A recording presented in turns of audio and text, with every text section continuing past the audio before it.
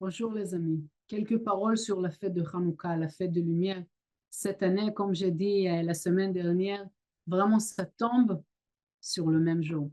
Mais il faut comprendre que vraiment il n'y a pas beaucoup qui est écrit sur Hanouka. Et ça, c'est la première chose qui est comme une révélation pour nous pour savoir que cette fête, elle est vraiment tellement forte et tellement lumineuse que les paroles, ils sont pas assez pour la décrire. Et c'est pour ça qu'il n'y a pas beaucoup qui est écrit sur Hanouka. Il y a des chansons, mais c'est beaucoup très, très caché. Les secrets de cette fête, ils sont vraiment cachés. Donc, c'est pour ça que ça nous donne vraiment une compréhension que c'est au-delà de la logique. Donc là-dessus, il faut être déjà clair. On est en face de 8 jours qui sont au-delà de la logique. Donc, ça veut dire que nous aussi, on pourra connecter avec on pourra réaliser des situations qui sont au-delà de la logique. Donc, si vous pensez à des choses, peut-être pendant les fêtes, les familles, machin, et vous faites un peu comme le point pour l'année, vous vous demandez qu'est-ce que je voudrais avoir pour l'année prochaine. Ça tombe bien que Hanouka est là parce que c'est la fête de lumière, c'est la fête de miracles, etc. Donc, qu'est-ce que je voudrais avoir? Et je voudrais ça et ça. Beaucoup de fois, vous allez voir que les choses, écrivez aussi toutes les choses que vous voulez. Mais après que vous écrivez, arrêtez le vidéo, écrivez et continuez. OK. Après que vous écrivez la liste, vous pouvez regarder. C'est des choses qui sont dans le cadre logique. Je voudrais avancer dans ça, je voudrais améliorer ça, je voudrais obtenir et ça, le bien pour l'un ou pour l'autre. Très sympathique. Mais comme on a dit, la fête de Hanouka, c'est au-delà de la logique. Donc, qu'est-ce que je voudrais faire? Je voudrais aussi vouloir des choses au-delà de la logique. Donc, je voudrais que vraiment vous preniez le moment, pas pour réfléchir, pour rêver, pour rêver. Qu'est-ce que je voudrais? Qu'est-ce que je voudrais dans ma vie qui est au-delà de la logique? C'est pas logique que je pourrais obtenir ça et ça. C'est pas logique que je pourrais arriver à ça et ça. OK? Qu'est-ce qui sont ces choses-là? Les compréhensions intérieures, les connexions intérieures ou les choses physiques. Qu'est-ce qu'on veut dans la vie? D'avoir cette protection totale. Qu'est-ce qu'on veut dans la vie? Mais vraiment,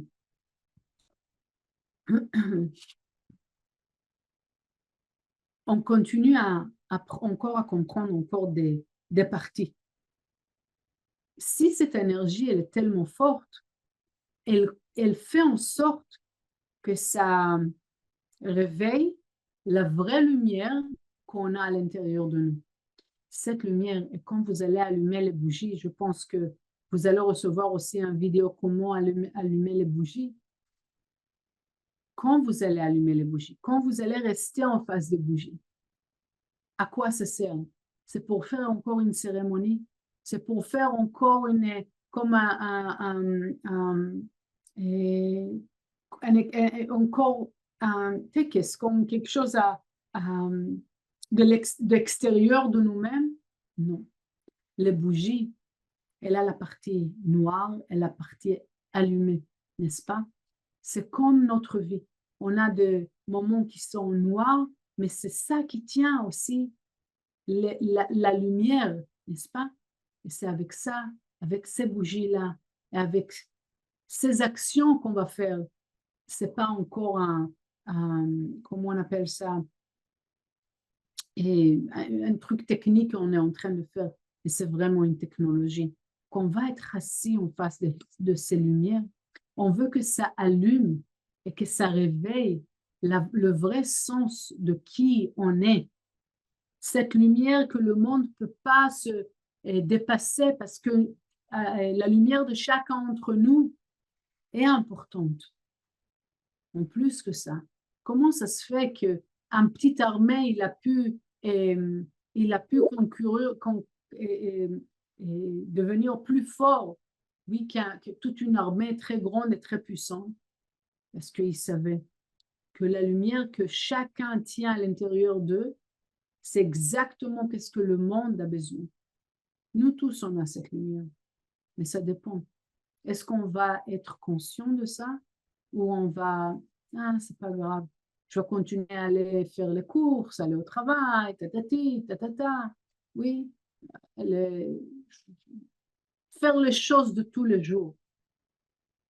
Est-ce que je fais les choses de tous les jours parce qu'il faut survivre ou je comprends que même quand je vais faire les courses, quand je vais au travail, quand je retourne à la maison et je suis assis avec mes enfants ou avec mes parents ou avec ma famille, ce moment-là, je suis en train de allumer mon entourage avec l'amour que j'ai à l'intérieur de moi, avec la sagesse que je pourrais avoir, avec la tranquillité que je pourrais avoir, avec les idées que je pourrais avoir, chacun avec les qualités que lui-même il a dans son cœur.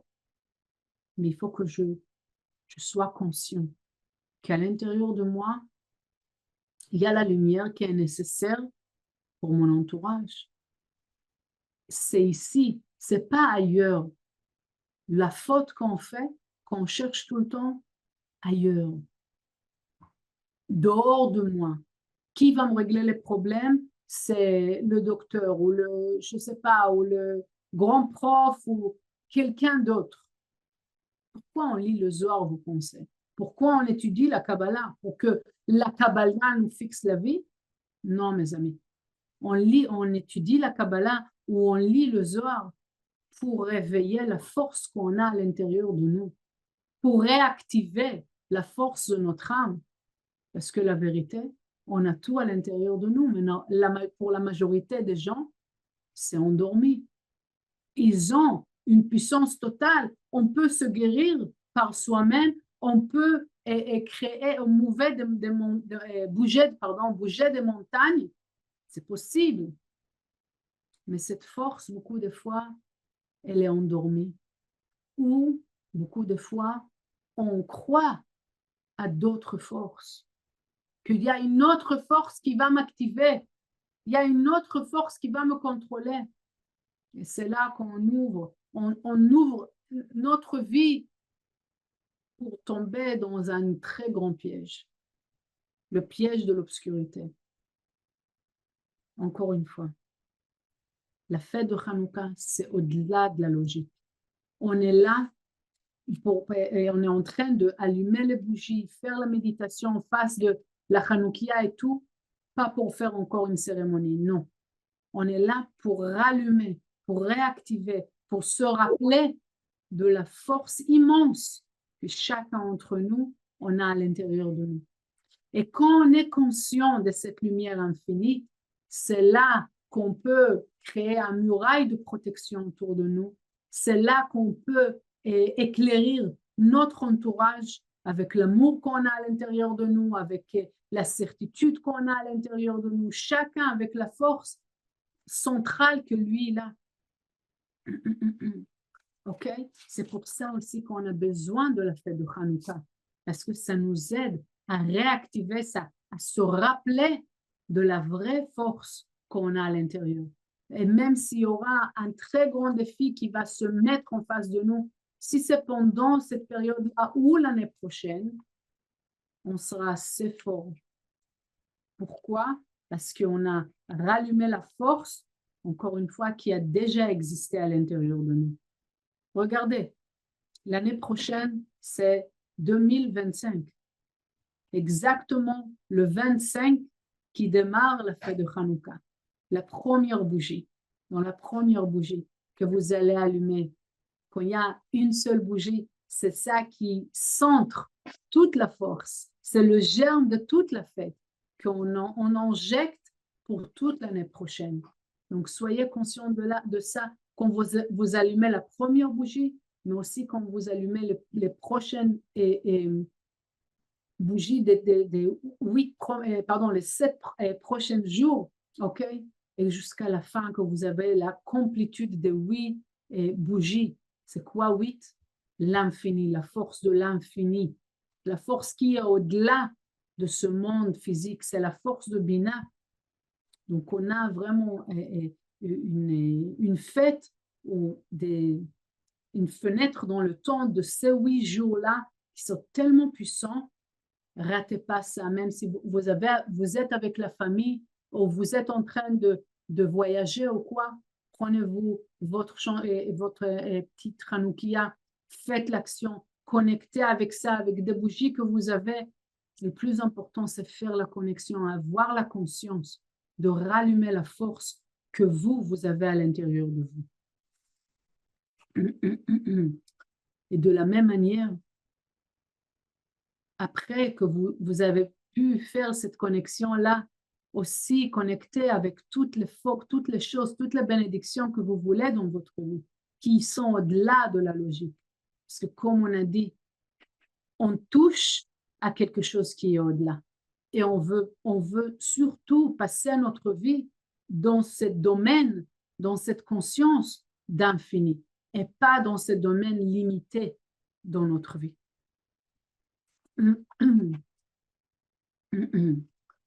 Et c'est comme ça qu'on peut pas seulement se remplir avec des choses qui sont pas logiques, mais aussi être assez fort dans le moment d'obscurité. On a déjà parlé sur la force de l'obscurité. Sans l'obscurité, on ne pourra pas avoir la plénitude infinie. Ces petits moments d'obscurité, c'est ça qui nous fait grandir le désir pour arriver à une plénitude vraiment au-delà de la logique. OK? Et c'est de pouvoir aussi voir au-delà des 5 sens. Est-ce que je veux rien que le travail ou je veux vraiment être capable à être à une position que je crée une différence? Est-ce que je veux rien que l'argent physique ou je veux vraiment avoir l'abondance? Est-ce que je veux avoir rien que la protection pour me débarrasser de cette situation ou vraiment je voudrais avoir la protection pour pouvoir faire des choses et remplir le monde avec mon énergie.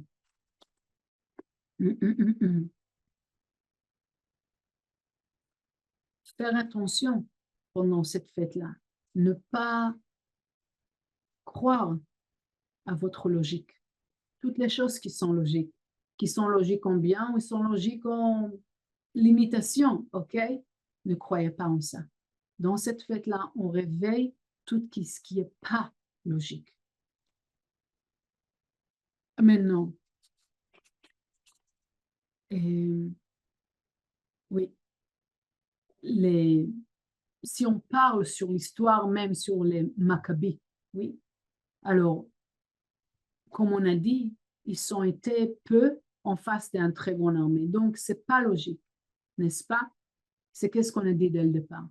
Pourquoi on veut se mettre des buts ou des idées ou des rêves à obtenir qui sont au-delà de la logique?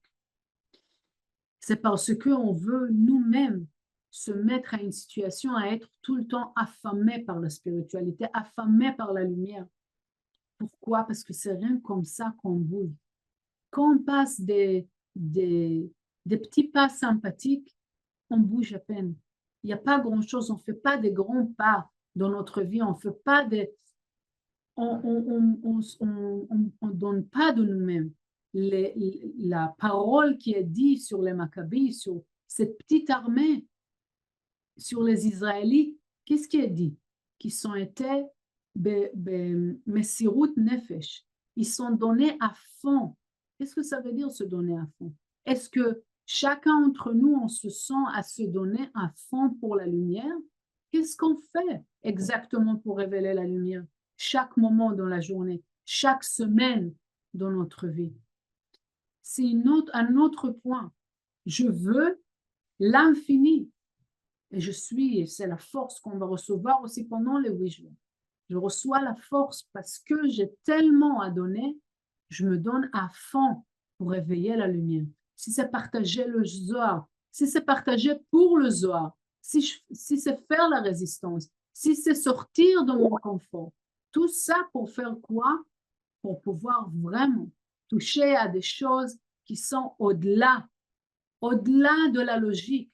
Je me bouge, je sacrifie mon confort pour toucher à des choses qui sont au-delà de la logique. Et quand je bouge à cette manière-là, je n'ai pas peur ou je me sens pas à l'aise à demander des bénédictions qui sont au-delà. Le dernier point, comme vous voyez, on bouge ici d'un monde qui est limité, qui est normal, qui est logique, qui est connu, et qui est dans un cadre qui a un bon sens, oui. Et l'autre dimension qui est infinite, qui n'est pas logique, qui est au-delà de toutes nos pensées, qui est au-delà de qu'est-ce qu'on peut vouloir dans notre vie, qui est au-delà de notre capacité même, ok? Ça nous force à bouger, ça nous force à sortir de notre confort, mais on doit sacrifier notre confort. C'est pas sympathique, on n'aime pas sacrifier, mais on aime bien recevoir les miracles. Il faut se décider ou rester dans notre petit coin, ou si je veux vraiment avoir la lumière, bouger des choses dans ma vie, les bénédictions, je sais que je ne peux pas compter sur d'autres choses que moi-même. Je ne peux pas compter sur des choses extérieures que moi-même, parce que si je commence à faire confiance à quelque chose d'autre qui va me ramener la plénitude, je mets toute mon énergie dans cette chose-là, dans cette personne, si c'est l'avocat ou le docteur ou le gouvernement ou quelqu'un d'autre. C'est très sympathique de vivre tous ensemble, d'échanger. Oui, on a besoin de tout le monde, mais je ne mets pas ma force, ma certitude dans les mains de quelqu'un spécifique ou de quelque chose spécifique. Parce que toutes ces forces-là, ils sont limitées. Il faut comprendre. La seule force qui n'est pas limitée, c'est la force de la lumière éternelle. Et pour pouvoir toucher à ça, j'utilise les outils purs de la Kabbalah, si c'est le Zohar ou l'étude même. La dernière chose, c'est les actions qui m'aident à garder cette conscience pure avec la lumière éternelle, qui m'aident à ne pas tomber ou se faire capturer par cette conscience limitée, cette conscience logique. Je ne veux pas rester là, parce que ça, c'est limité. Je veux vivre une vie de continuité, de respiration, d'une vraie freedom, d'une vraie liberté. Comment je peux arriver à faire ça? C'est quand je suis connectée vraiment avec la lumière. Pour pouvoir garder ma conscience à ce niveau-là, les actions que je fais, ils sont importantes. Les actions de résistance, à chaque moment que je choisis de sortir de mon confort, de faire des efforts qui vont réveiller la lumière, et à chaque moment de partage. Le partage, c'est ça qui me fait bouger, qui me fait remplacer, non pas remplacer, mais c'est bouger de la fréquence physique, logique et temporaire limitée à la fréquence infinite. Le partage, c'est le switch qui nous passe, oui, à une autre dimension. L'action de partage que je fais, spécialement quand c'est le partage qui me connecte avec le Zohar, la diffusion du Zohar, la diffusion de la notion de la Kabbalah, tout ça, ça me permet de vraiment toucher au niveau infini, à la fréquence de l'infini, au-delà de la logique. Et quand j'agis de cette manière-là, je garde ma place dans cette fréquence infinie. Okay? Donc, on a dit une chose, encore une fois, les actions que je fais et les études que j'ai faites, tout ça, quand je parle des études, c'est la compréhension des secrets. Les actions, c'est l'utilisation du Zohar, la Ana Bekoach, les 72 noms, et pour la fête de Hanouka, c'est allumer la Hanoukia. Mais la conscience derrière tout ça, toutes les choses que je fais, c'est pour rallumer de nouveau ma force intérieure, pour reconnecter avec la force qui existe déjà à l'intérieur de moi, qui c'est l'énergie que le monde il a besoin. J'ai déjà à l'intérieur de moi toute la force que le monde a besoin. J'espère que c'est clair. Sinon, vous pouvez m'écrire. Et aussi, vous pouvez partager qu'est-ce que vous avez mis comme but éternel que vous voulez, un rêve que vous avez, que vous voulez obtenir dans la vie. OK? Et j'espère qu'on se parle bien avant les fêtes. Voilà. Passez une très bonne fête.